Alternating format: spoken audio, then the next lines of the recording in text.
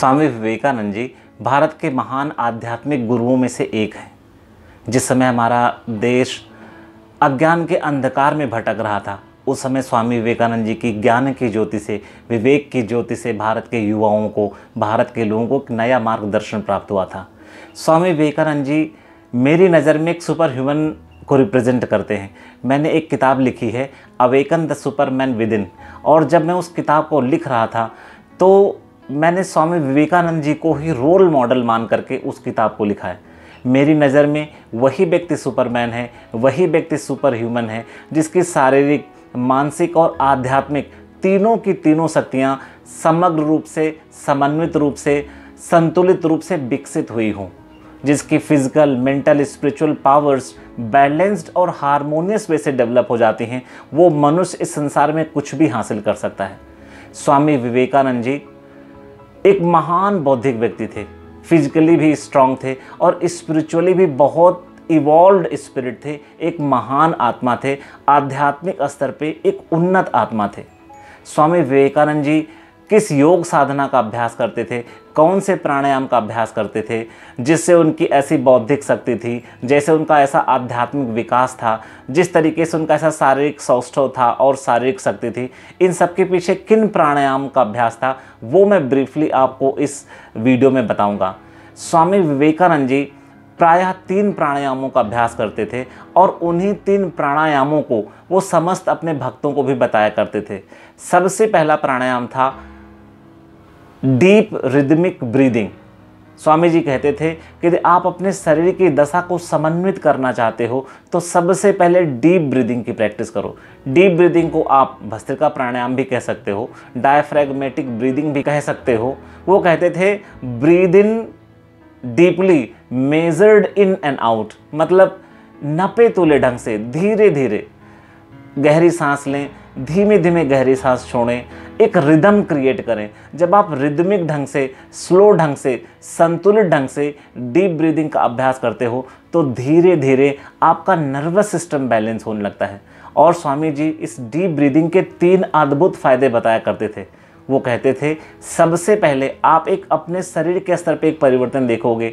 जब आप इस डीप रिदमिक ब्रीदिंग का अभ्यास करोगे तो सोते समय आपको इतना आराम मिलेगा कि आपको जीवन में पहली बार महसूस होगा कि आपको कोई नींद आई है। डीप स्लीप के लिए deep breathing Swami Vivekananda ji strongly recommend करते थे। दूसरा, स्वामी विवेकानंद जी कहते थे कि डीप ब्रीदिंग का सतत अभ्यास करने से हमारे चेहरे में जो कठोरता, स्ट्रिक्टनेस और एनिमल इंस्टिंक्ट को दर्शाने वाली जो रेखाएं होती हैं, कंटूर्स होती हैं, जो आउटलाइंस होती हैं, वो धीरे धीरे नष्ट होती हैं। और चूँकि आपका मन शांत होने लगता है डीप ब्रीदिंग को करने से, तो वो शांति चेहरे से फूट कर निकलने लगती है और आपके चेहरे में एक दिव्यता, एक संतत्व झलकने लगता है, आपकी वाणी में माधुर्य आता है।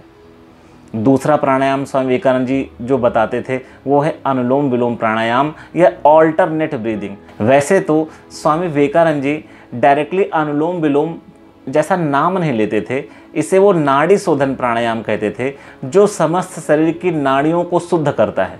और उसके करने की विधि को बताते थे चंदम पिबत सूर्यति, सूर्य पिबत चंद्रमा, अन्योन्य काल भावेन जीवदा चंद्र तारकम।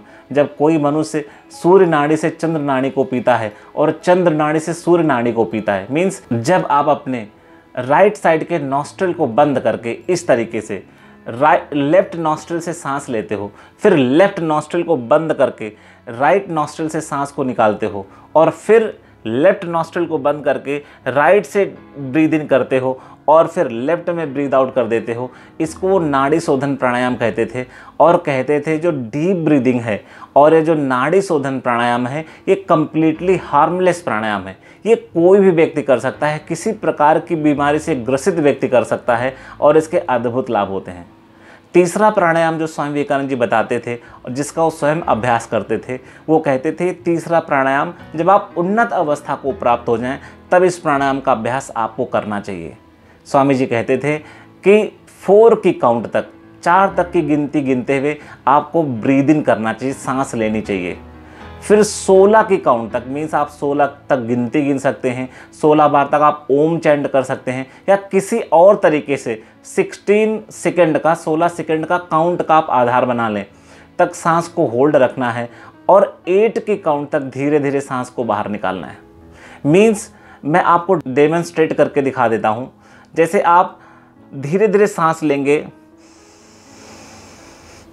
यदि आपने जब ये सांस ले ली, यदि इसमें 4 सेकंड लगे हों तो उसका चौथाई 4 गुना ज़्यादा समय आपको होल्ड करके इस सांस को रोकना है 16 सेकंड तक। फिर रोकने के बाद आप राइट नॉस्ट्रिल से सांस को निकालोगे और काउंट होगी 8। इसका जो रेशियो बनता है वो 1-4-2 का बनता है। मीन्स 4 की काउंट से आप ब्रीद इन करोगे तो 16 काउंट तक ब्रेथ को होल्ड करोगे और फिर 8 की काउंट में आप ब्रीद आउट कर दोगे। फिर उसी तरीके से राइट नॉस्ट्रिल से आप ब्रीद इन करोगे 4 की काउंट तक, फिर उसके बाद 16 काउंट तक आप ब्रेथ को होल्ड करोगे और फिर से 8 की काउंटिंग करते करते धीरे धीरे आप ब्रीद आउट कर दोगे। ये भी प्राणायाम का, ये नाड़ी शोधन प्राणायाम का उन्नत रूप है। और स्वामी जी कहते थे जब आप पहले और दूसरे प्राणायाम का लंबे समय तक अभ्यास करोगे तो धीरे धीरे तीसरे प्राणायाम को करने की शक्ति आपको प्राप्त हो जाएगी। इन तीनों प्राणायामों का अभ्यास स्वामी विवेकानंद जी करते थे और इन्हीं का उपदेश उन्होंने अपनी पुस्तक राजयोग में दिया हुआ है। यही अपने अमेरिकन डिसाइपल्स को सिखाते थे और इनके ही इनक्रेडिबल बेनिफिट्स की चर्चा करते थे।